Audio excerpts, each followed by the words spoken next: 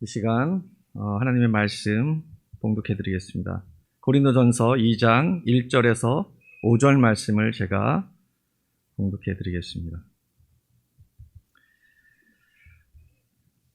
형제들아, 내가 너에게 나아가 하나님의 증거를 전할 때에 말과 지혜의 아름다운 것으로 아니하였나니 내가 너희 중에서 예수 그리스도와 그가 십자가에 못 박히신 것 외에는 아무것도 알지 아니하기로 작정하였습니다. 내가 너희 가운데 거할 때에 약하고 두려워하고 심히 떨었노라. 내 말과 내 전도함이 설득력 있는 지혜의 말로 하지 아니하고 다만 성령의 나타나심과 능력으로 하여 너희 믿음이 사람의 지혜에 있지 아니하고 다만 하나님의 능력에 있게 하려 하였노라. 아멘. 자, 목사님 나오셔서 말씀 전해 주시겠습니다.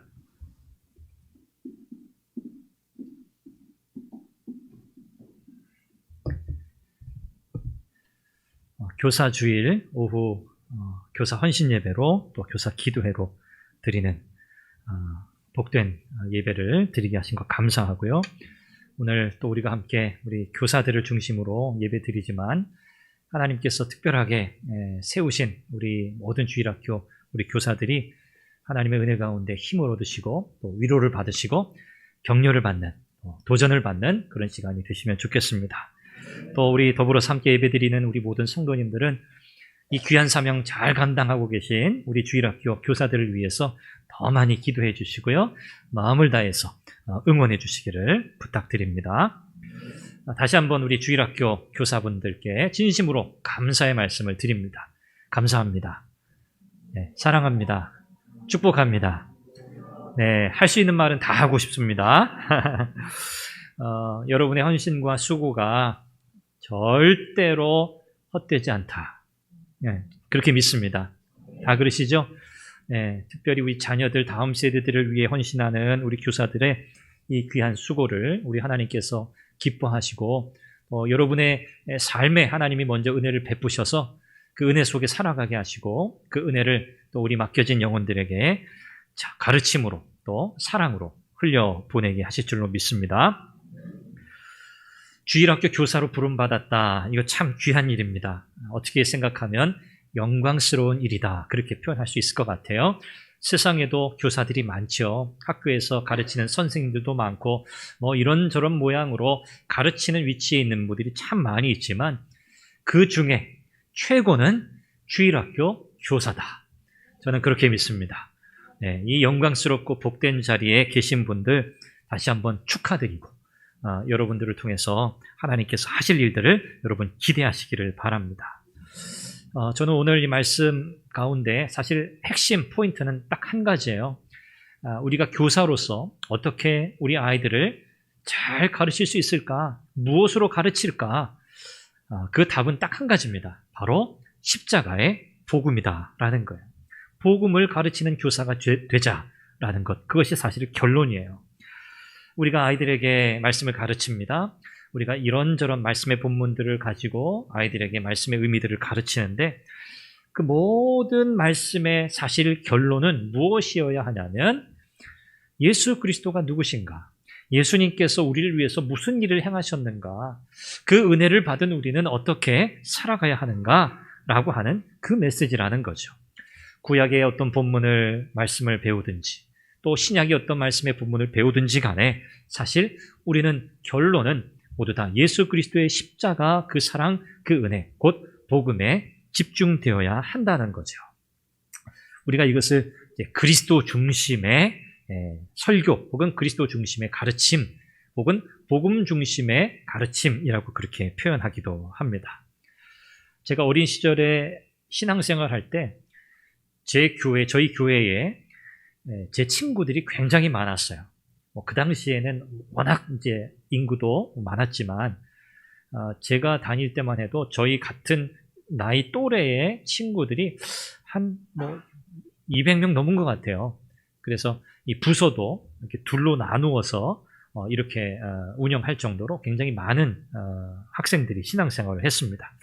자, 그런데 이게 세월이 지금 이렇게 오래 지나서 이렇게 제가 돌아보니까 지금까지 신앙생활 잘하고 있는 친구들, 지금까지 교회에 아주 귀한 일꾼이 되어서 신앙생활 잘하는 친구들이 얼마나 되나 이렇게 제가 헤아려 보니까 손에 꼽을 정도예요. 많지 않다는 거죠. 다들 뭐 어디 가서 어떻게 살고 있는지 이렇게 소식을 모르는 친구들도 많이 있지만 그래도 그 당시에 굉장히 열심히 했고 나름대로 참 선생님들께도 칭찬받으면서 앞에 뭐 찬양팀도 하고 뭐 임원도 하고 여러 가지 일들을 감당했던 이 친구들을 이렇게 생각해 보니까 지금 이렇게 남아있는 친구들이 많지 않다는 사실을 제가 발견하고 굉장히 속상했어요. 왜 그럴까? 왜 이런 결과가 나타날까? 그때만 해도 정말 뭐 뜨겁게 열심히 신앙생활 잘했던 친구들인데 왜 지금은 교회에서 보이지 않을까? 왜 교회를 떠나 있을까라는 생각을 해보게 됩니다. 가만히 생각해 보니까 결론은 딱 한 가지인 것 같아요. 가르침 많이 받았어요. 군과 공부도 많이 했어요. 그렇죠? 예배도 드렸어요. 그런데 결정적으로 그들의 삶이 변하지 않았어요. 그들은 교회를 떠났고요. 신앙생활과는 거리가 먼 삶을 살아가고 있어요. 그러면 그때 그들이 드렸던 예배, 그들이 배웠던 하나님의 말씀, 가르침, 과연 그것들이 그들에게 어떤 효과가 있었냐는 거죠. 물론 그들이 배웠고 가르침을 받았지만 저는 이런 결론을 내려봐요. 조심스럽지만 이런 결론을 내려봐요. 많이 배웠는데 예수님을 만나지 못했다. 많이 들었는데 그 들은 메시지, 그 복음의 메시지가 나에게 말씀하시는 하나님의 메시지로 나에게 적용되지 못했다는 거죠. 다시 말하면 살아계신 하나님을 만나지 못한 거예요. 살아계신 주님을 인격적으로 만나지 못한 거예요. 이것이 결정적으로 오늘날 교회에 남아있지 못하고 세상을 향해 나아갈 수밖에 없는 이유였다고 저는 그렇게 생각이 됩니다. 우리는 분명히 믿죠. 하나님의 말씀, 복음의 능력을 믿습니다. 십자가, 그 부활의 능력을 믿습니다.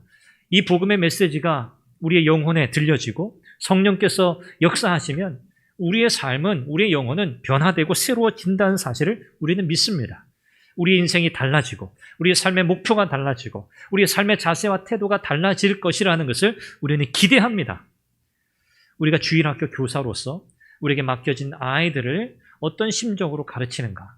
저는 바로 이 복음에 대한 확신, 복음이 일으킬 변화에 대한 확신을 가지고 우리에게 맡겨진 아이들을 가르쳐야 한다고 저는 믿습니다. 그러려면 어떻게 합니까? 교사인 내가 먼저 그 복음의 능력 안에 살아야겠죠.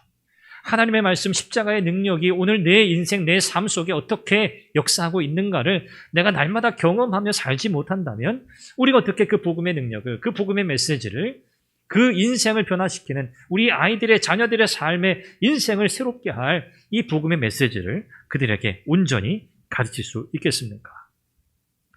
오늘 본문에 보면 사도 바울이 고린도 교회에서 목회를 하면서 이 고린도 교인들을 가르치는 그 내용을 우리에게 전달하고 있는데요. 참 인상적인 부분이 한 부분 있어요. 그게 뭐냐면, 여러분 사도 바울이 어떤 사람입니까? 배운 사람이에요. 그렇죠? 많이 배운 사람이에요. 사회적으로도 나름대로 존경받는 지위와 가문, 위치에 있던 사람이에요. 부족할 것 하나 없는 사람이에요. 그런 그 사도 바울이 부활하신 예수님 만나고 나서 그의 인생을 무엇에 완전히 다 올인합니까? 바칩니까? 복음 전하는 일에 올인해요. 그렇죠? 오늘 말씀 여러분 다시 한번 보세요. 자기의 남은 모든 인생을 복음 전하는 일에 매진하는데 1절 보십시오. 형제들아, 내가 너희에게 나아가 하나님의 증거를 전할 때 말과 지혜의 아름다운 것으로 아니하였나니. 무슨 말이죠? 사도 바울은 많이 배운 사람이라고 그랬죠. 사도 바울은요, 아주 말하는 거, 가르치는 거에 익숙한 사람이에요. 랍비예요, 랍비. 그렇죠? 학자예요. 그런 그가 십자가의 복음, 십자가의 메시지를 전하는 일에는 무엇을 사용하지 않았다는 거예요? 그의 언변, 그의 지혜, 그의 그렇죠? 일상적으로 그가 늘 잘할 수 있는 그 방법, 그가 가지고 있는 어떤 재능, 이러한 것, 지혜의 아름다운 것, 그것으로 하지 않았다고 이야기해요. 그러면서 그가 전하는 메시지는 딱 하나였다. 2절에 그 메시지가 뭐죠? 예수 그리스도와 그의 십자가에 못 박히신 것. 이거예요. 딱 하나예요. 바울이 1년 6개월을 고린도에 머물렀습니다. 여러분 생각해 보세요. 1년 6개월 동안 똑같은 설교, 똑같은 메시지, 똑같은 가르침만 받았다고 생각해 보세요. 1년 6개월. 설교단에 서기만 하면 예수 그리스도의 십자가, 부활. 소그룹 모임에서 말씀 가르칠 때도 예수 그리스도의 십자가, 부활의 능력. 그 의미. 여러분 같으면 얼마 버틸 수 있겠어요? 우리 양육가정 지금 최고 길게 하는 게 7주란 말이에요. 7주. 네. 그것도 길다 여기실지 모르겠습니다만 7번 만나는 거예요. 자, 바울은요 1년 6개월 동안 고린도에 머물면서 예수 그리스도 그리고 그분의 십자가에 못 박히신 것만을 자기는 가르쳤다고 전했다고 고백하고 있어요. 그 이외의 것은 내가 아무것도 알지 않기로 작정했다. 그렇게 표현하고 있죠. 모르는 게 아니에요. 아는 게 너무 많아요. 복음의 메시지를 설명하려고 해도 아는 게 부수적인 지식들이 너무 많아요. 그럼에도 불구하고 바울은 그 모든 다른 것들은 그냥 차라리 내가 알지 않겠다라고 그렇게 선언하고 십자가만을 가르쳤다고 이야기하고 있습니다. 오늘 이와 같은 바울의 이 고백은 교사인 또 저와 또 우리 주일학교 선생님들, 교사들에게 굉장히 중요하게 시사하는 바가 있다는 거죠. 간략하게 한 3가지 정도 나누어 보도록 하겠습니다. 첫 번째는요, 우리가 교사로서 우리 맡겨진 아이들에게 과연 무엇을 가르칠까? 그 메시지의 내용이 무엇인가? 뭐가 되어야 하겠습니까? 예수 그리스도의 십자가에 관한 것이어야 한다는 거예요. 이게 중요해요. 우리가 성경의 어떤 본문을 가지고 우리 아이들에게 가르치든지 간에 우리는 그 모든 성경 안에서 예수 그리스도를 가르쳐야 돼요. 십자가 외에는 아무것도 가르치지 않겠다는 선언이 바로 그 의미를 담고 있는 거죠. 이 고린도라고 하는 이 지역은 당시에 아주 지혜롭다고 하는 사람들이, 날고 긴다 하는 사람들이 모여드는 도시였어요.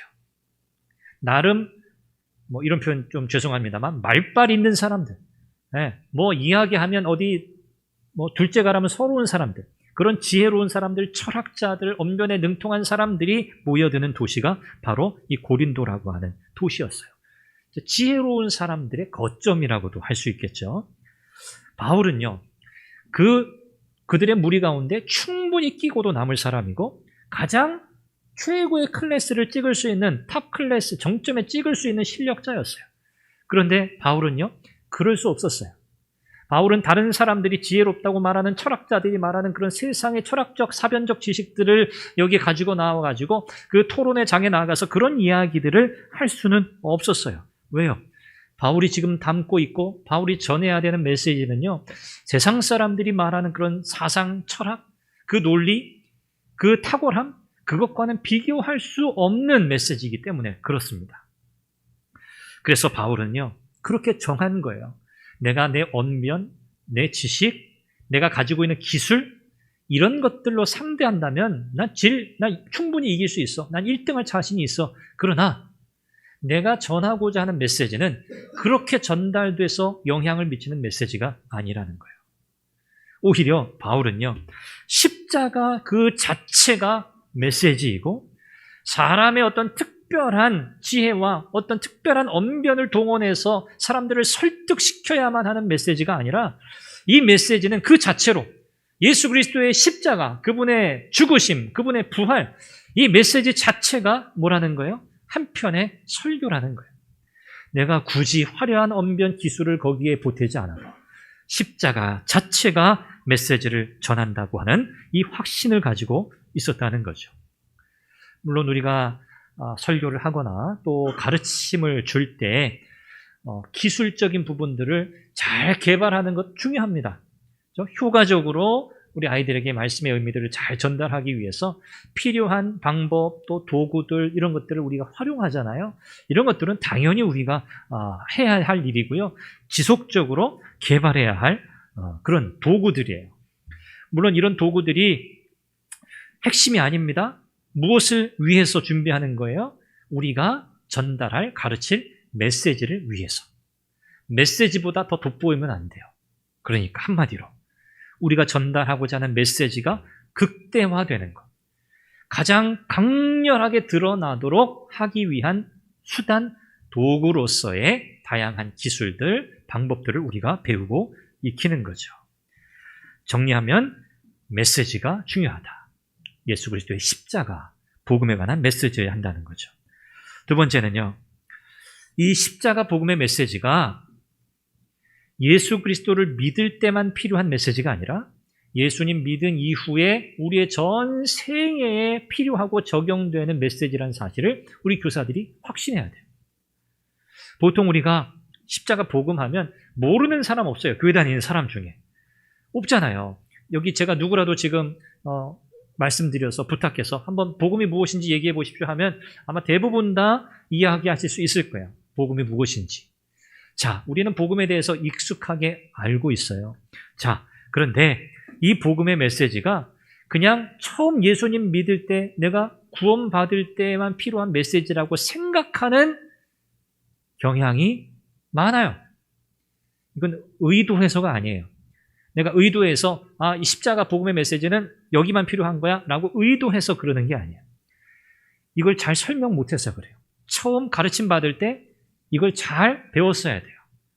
십자가의 복음은 우리가 거듭나기 위한, 우리의 영혼이 구원받기 위한 메시지임과 동시에 구원받은 이후에 우리의 신앙생활에 지속적으로 필요한 메시지란 사실을 우리가 잘 배웠어야 하는 거죠. 여러분들은 이렇게 알고 계시죠?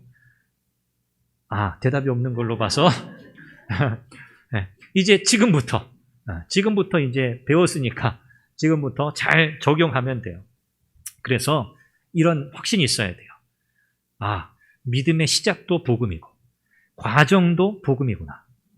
십자가의 메시지는 그냥 한 번 듣고 잘 아니까 더 이상 말할 필요 없어. 그런 메시지가 아니라는 거예요. 바울이 1년 6개월 가르쳤다 그랬죠? 맞아요. 이 십자가의 메시지는 우리가 날마다 들어야 하는 메시지이고 우리의 가르침의 핵심 메시지여야 한다는 거죠. 그래서 십자가의 복음은 우리의 신앙생활의 기준이요 중요한 틀이 된다는 사실을 우리 교사들이 확실하게 붙드셔야 할 줄로 믿습니다. 자, 사도 바울이 내가 십자가의 복음만을 가르쳤다라고 했는데 여러분 고린도 전후서를 쭉 읽어보시면 고린도 교회라는 곳이 참 다이나믹한 교회예요. 왜냐하면 이 교회는 사랑이 참 많았던 교회예요. 고린도라고 하는 이 고린도 교회가. 그런데 여러 가지 갈등과 분쟁들이 또 함께 많았던 교회예요. 자, 그러다 보니까 이 고린도 교회 안에 분쟁죠. 어떤 이 서로 당파 싸움, 또 어떤 이 성적인 죄의 문제, 또 결혼에 관한 문제, 그리고 이제 당시 문화적 습관 속에서 여성들이 머리에 이렇게 수건을 쓴다든지, 머리 모양을 어떻게 한다든지, 이런 문제들까지도 바울은 구체적으로 언급하고 있어요. 십자가만 전한다고 했는데, 여기 이런 다양한 주제들을 다 다루고 있네요. 라고 우리가 생각할 수 있거든요. 그런데 바울이 십자가의 복음만을 가르쳤다라고 하는 그 메시지는 무엇을 포함하냐면 지금 여기 언급되고 있는 여러 가지 고린도 교회의 문제들, 그 모든 문제들을 다루고 해결하는 최종 해결 방법, 솔루션, 그게 뭔가 바로 십자가의 메시지라는 거고요. 십자가의 의미를 더 깊이 이해하고 묵상하고 그것을 적용함으로만 이 모든 문제들을 해결할 수 있다는 의미에서 바울은 내가 십자가의 복음만을 가르쳤다라고 이야기하고 있는 거예요. 우리 아이들에게도 이 십자가의 복음이 들려졌을 겁니다. 예배를 통해서든 가르침을 통해서든. 그런데 여러분, 그냥 아이들의 귀에 어디선가 들어봤어요 라고 하는 메시지로 남으면 절대 안 된다는 거예요. 예수님의 십자가 모르는, 교회 나오는 아이들 중에는 십자가 모르는 아이가 없죠. 우리 아이들의 귀 속에서 그냥 한 번 듣고 흘러 지나간 메시지가 아니라요. 이 아이들의 가슴에, 이 아이들의 영혼에, 그 마음에 그 메시지가 심겨져야 돼요. 새겨져야 돼요. 교사의 사명은 바로 거기에 있어요. 아이들에게 한번 확인해 보십시오. 너희들 복음이 무엇인지 알고 있니? 아마 이렇게 질문하면 대답 못할 아이들이 꽤 많을 거예요. 복음이 뭔지 아니라고 물어보면. 근데 예수님의 십자가 너 알고 있니? 예수님께서 우리를 위해서 어떤 일을 하셨는지 알고 있니? 라고 물으면 조금 더 쉽게 답할 수 있을 거예요. 뭐 사실 그 말이 그 말인데 복음이라고 하는 이 단어를 잘 이해하지 못해서 그럴 수 있겠죠. 그래서 우리 아이들에게 가장 필요한 것은 뭐다? 삶의 기준, 삶의 틀로서의 십자가의 메시지다. 이것을 교사들은 확신하고 모든 가르침 가운데 이것에 초점을 맞추어 가르쳐야 한다는 것을 꼭 기억하시길 바랍니다. 마지막 세 번째는요. 교사는 복음이 변화의 도구라는 확신을 가지셔야 해요. 변화의 도구다. 이 복음의 메시지가 여러분 한 사람의 인생을 온전하게 변화시킨다는 것을 여러분 믿으십니까? 증거가 어디 있습니까? 증거 여러분이시잖아요. 아니십니까? 아니면 문제가 큽니다. 또 증인들을 다시 다른 데서 데려와야 돼요. 증거가 바로 우리예요. 복음이 한 사람의 인생을 완전히 뒤집어 엎는다. 완전 새 사람을 만든다고 하는 그 사실에 대한 증거가 바로 우리 자신이에요. 우리가 그 복음을 전해 듣고 우리가 변했잖아요. 우리가 예수 믿는 하나님의 자녀 되었잖아요. 우리는 이 사실을 굳게 믿어야 돼요. 그래서 교사로서 우리는 항상 이 복음의 능력을 확신하고요. 이 복음에 의지하고 하나님께서 원하시는 방법으로 이 복음의 메시지를 우리 학생들에게, 자녀들에게 가르쳐야 한다는 거죠. 내 경험, 내가 가지고 있는 노하우, 내가 이렇게 오랫동안 교사하면서 가지고 있는 어떤 특별한 어떤 테크닉 기술들, 이런 것들, 아까 말씀드린 것처럼 이런 것들이 중요하게 활용되어야 한다는 것은 맞아요. 그런데 그것이 핵심이 아니라는 것을 꼭 기억하셔야 돼요. 그래서 교사는 제가 작년에도 교사주일에 설교하면서 그런 말씀 드렸는데 설교 제목이 그거였어요. 성령 충만한 교사가 되는 거예요. 그래서 우리는요. 날마다 성령 하나님을 의지해야 돼요. 내가 잘할 수 있겠죠. 내가 열심히 공부하고 연구하고 해서 만들고 해서 정말 아주 화려하게 잘할 수 있겠죠. 재밌게 잘할 수 있겠죠. 그런데 그것보다 더 중요한 건 뭐라고요? 한 영혼은 내가 변화시키는 게 아니거든요. 내가 기술적으로 아이들을 변화시킬 수 없어요. 내가 좀 재밌게 해주면 아이들이 바뀌는 게 아니에요. 아이들은요, 무엇에만 반응하고 바뀌어요? 복음에만. 복음에 의해서만 우리의 영혼은 자기의 죄의 문제를 직면하게 되고 그 죄로부터의 심각함과 비참함을 깨닫게 되고 그 문제를 해결할 방법은 오직 십자가, 예수 그리스도의 십자가밖에 없다는 사실을 깨닫게 되는 거거든요. 그래서 결국은요, 사람은 어떻게 바뀌는가? 복음으로만 바뀌는 거예요. 사실 이것이 성경이 말씀하는 정답이에요.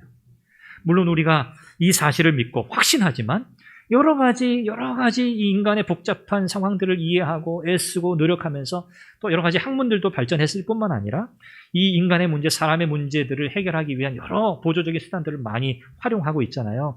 저는 그것이 하나님께서 우리에게 주신 일반 은총이라고 생각해요. 일반 은총. 하나님께서 우리에게 특별한 은총을 베푸셔서 하나님의 자녀 삼으셨거든요. 그런데 하나님께서 보편적으로 모든 인류에게 또 필요한 은혜를 허락하셨어요. 그것을 우리가 일반 은혜, 일반 은총이라고 부르는데 이런 다양한 사회 학문 분야들을 포함하는 거예요. 이런 것들을 통해서 하나님이 우리가 더 본질을 드러내고 더 우리의 이 삶을 하나님의 은혜 앞에 온전히 서도록 돕는 수단과 도구로 활용하도록 주셨다고 저는 생각해요. 그래서 그런 것들도 충분히 우리가 열심히 배우고 활용하고 도구로 써야 돼요. 그런데 목표와 목적은 딱 한 가지예요.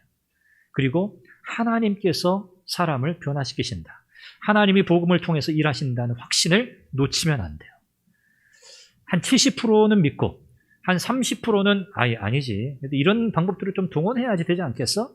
그렇게 생각할 수 있습니다만 그러나 성경은 우리가 그렇게 변화된 것처럼 하나님이 주권적으로 한 사람을 구원하실 때에는 하나님께서 그 인생을 변화시키시는 거예요. 그렇죠? 결정적으로 변화되는 그 순간, 그리고 그 이후에 점진적으로 변화되는 과정들이 우리에게 남아 있는 거죠. 우리는 분명하게 하나님께서 복음을 통해서 한 사람의 영혼을 변화시킨다는 사실을 신뢰해야 합니다. 그러므로 이 십자가의 메시지가 우리 교사들에게는 너무너무 중요한 메시지가 되는 거죠. 세상의 다른 종교들은 여러분 어떻습니까? 다 뭐랄까요? 그 신들을 기쁘게 하고 신들이 요구하는 것들을 이렇게 수동적으로 이렇게 행하는 그런 일종의 행위적 종교예요. 그러나 기독교는 다릅니다. 하나님이신 그분이 직접 오셨어요. 사람이 되셔서 오셨어요. 예수님께서 예수님께서 친히 이 복음을 들고 이 땅에 오신 거예요. 그분 자체가 바로 복음이기 때문에 그렇죠. 여러분, 복음을 온전하게 믿고 복음의 능력을 믿는 교사가 될 때 우리는 하나님께서 한 사람의 인생을 바꾸어 가시는 놀라운 은혜 역사를 우리가 볼 수 있게 되는 겁니다. 복음이 사람을 변화시키는 능력이 됨을 믿으시기를 바랍니다. 그렇지 않으면 우리가 좋은 말만 하게 돼요. 좋은 조언만 하게 돼요. 한마디로. 옆에서 도움이 되는 이야기만 하게 돼요. 근데 그 이야기는 누구나 할 수 있어요. 어디서나 들을 수 있어요. 그렇죠? 잠깐 그것이 뭔가 좀 위로가 되기도 하고 뭔가 그래 뭐 이렇게 하면 될 것 같아 라고 하는 마음의 위안을 줄 수 있습니다. 그런 효과를 가져요. 그러나 궁극적으로 한 사람 한 영혼이 변화되는 것은 하나님께 달려있어요. 그렇죠? 그래서 우리는 절대적으로 좋은 소식, 좋은 조언만 하는 교사가 아니라 좋은 소식, 곧 복음을 아이들에게 가르치는 교사가 되어야 하는 겁니다. 말씀을 맺습니다. 교사로서, 주일학교 교사로서 우리는 복음의 능력 안에 살아가자. 복음의 능력 안에 살아가자. 그 십자가의 능력을 날마다 내 삶 속에 경험하자. 그러려면 묵상해야죠. 날마다 십자가, 나를 향한 하나님의 사랑 묵상해야죠. 아, 그건 나 옛날에 예수님 믿을 때 처음, 그건 지났어. 이거 더 이상 필요 없어. 그게 아니죠. 오늘도, 내일도 십자가 앞에 나아가는 우리 교사들 되시기를 바랍니다. 그럴 때 우리는 하나님의 사랑의 크기와 그 위대함과 그 놀라운 영광스러운 그 은혜를 우리는 경험하게 될 것이고요. 그렇게 복음에 사로잡혀 말씀을 가르치고 양육하는 그 교사를 통해서 우리 아이들, 우리 학생들은요, 살아계신 하나님을 바라보게 될 겁니다. 그들도 또한 복음의 능력 가운데서 변화되는 인생을 사모하게 될 겁니다. 하나님께서 여러분들의 수고와 여러분들의 헌신과 애씀을 통해서 우리에게 맡겨진 한 영혼 그들을 온전하게 변화시키시는 놀라운 은혜의 역사를 일으키실 줄로 믿습니다. 하나님께서 여러분들에게 날마다 은혜 주시기를 바랍니다.